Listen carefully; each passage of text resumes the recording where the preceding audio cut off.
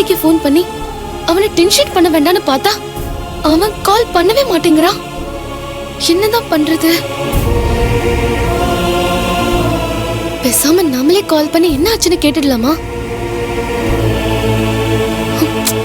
வேண்டாம், ஒவ்வொரு தடவையும் நான் தான் ஃபோன் பண்ணி என்ன ஆச்சுன்னு கேக்குறேன்.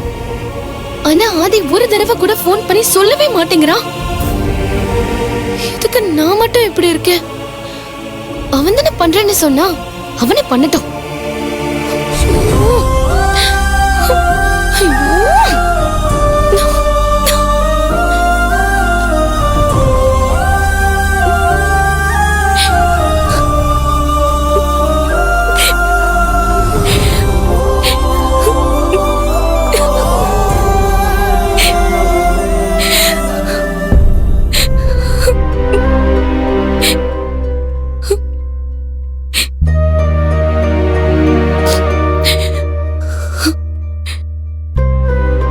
என்னாச்சு? எதுக்கு இப்படி அழுதுகிட்டு இருக்க? ஏய், ஏன் அழுகிறேன்னு கேட்டா ஒண்ணுமே சொல்ல மாட்டேங்கிற. உனக்கு என்னதான் பிரச்சனை? யாரையோ லவ் பண்றேன்னு சொன்னியே, அவன் கூட ஏதாவது சண்டையா? சொல்லுடி. இந்த பிரேக்கப் அது இதுன்னு சொல்றாங்களே, அப்படி ஏதாவது?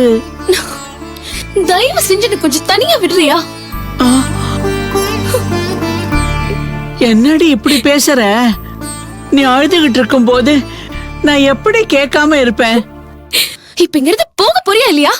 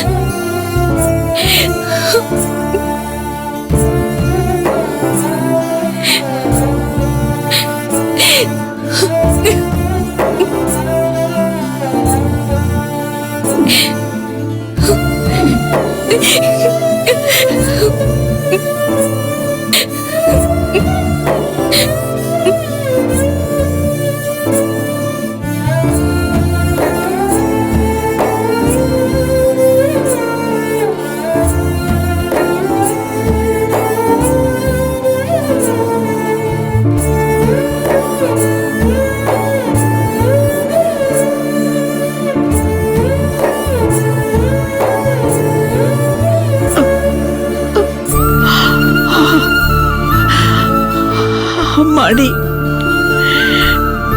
நீ பாட்டுக்கு உன் பிள்ளைய என் கையில புடிச்சு கொடுத்துட்டு நிம்மதியா போய் சேர்ந்துட்ட.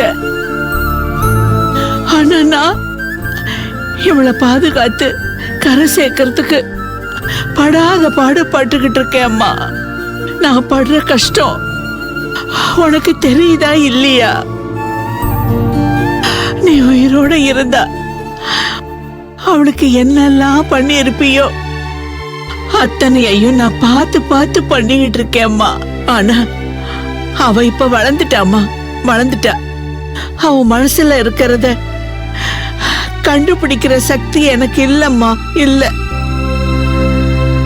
உன் பொண்ணு மனசுல எதையோ மறைச்சு வச்சுக்கிட்டு தவிச்சுக்கிட்டு இருக்காமா.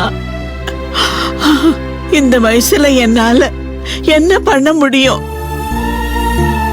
மாப்பிளை பார்த்தாலும் வேண்டான்னு சொல்றா. யாரையோ லவ் பண்றேங்கிறா.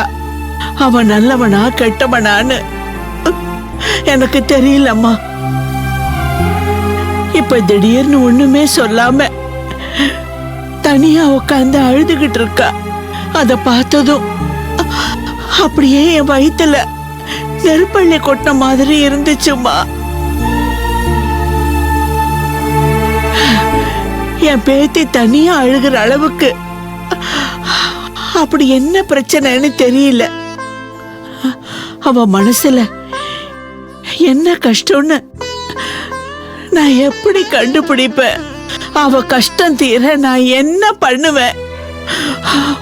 ஒண்ணுமே புரியாம தவிக்கிறேம்மா.